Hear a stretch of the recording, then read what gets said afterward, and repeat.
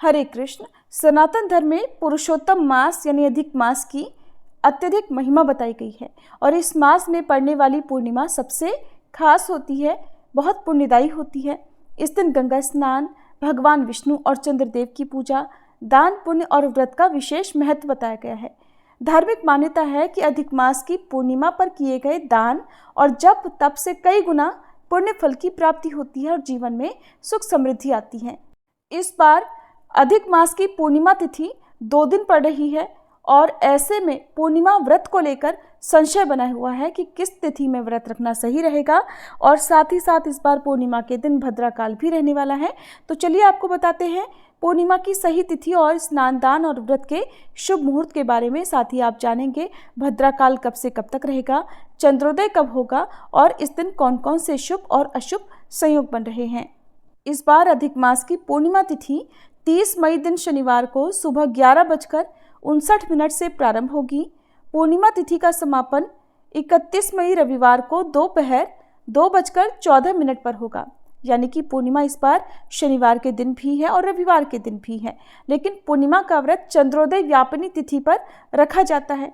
ऐसे में 30 मई शनिवार को पूर्णिमा का व्रत रहेगा।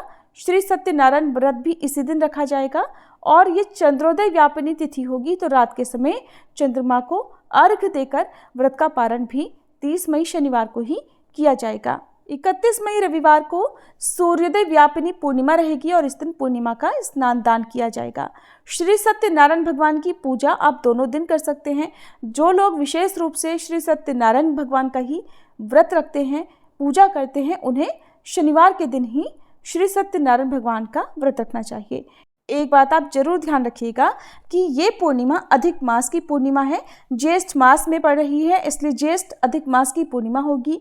क्योंकि हमारे सनातन धर्म में बहुत सी जगह पर ज्येष्ठ मास की पूर्णिमा को वट सावित्री व्रत रखा जाता है, जिसे वट पूर्णिमा भी कहते हैं। तो ये वट पूर्णिमा नहीं है, इसलिए अब इसके बाद जो आने वाली पूर्णिमा होगी, जो कि ज्येष्ठ मास की पूर्णिमा होगी, उस दिन आप वट पूर्णिमा का व्रत रखेंगे। तो ये अधिक मास की पूर्णिमा होगी। 30 मई शनिवार को ब्रह्म मुहूर्त सुबह 4:08 से 4:56 तक रहेगा। इस दिन सूर्योदय सुबह 5:45 पर और सूर्यास्त शाम 7:03 पर होगा।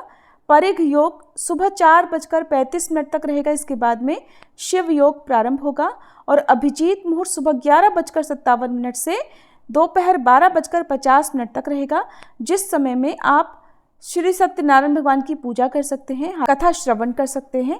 हालांकि अभिजीत मुहूर्त से लेकर शाम को सूर्यास्त होने से पहले पहले श्री सत्यनारायण भगवान की कथा का पाठ या पूजा शुभ रहती है।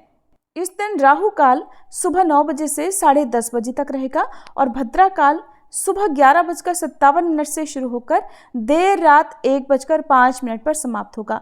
भद्रावास इस बार स्वर्गलोक में होगा, जिस कारण से पृथ्वीलोक पर यह भद्रा अशुभ नहीं मानी जाएगी। 31 मई रविवार को ब्रह्म मुहूर्त सुबह 4:08 से 4:56 तक रहेगा, जिस समय में आप पूर्णिमा का स्नान जप पूजा पाठ कर सकते हैं।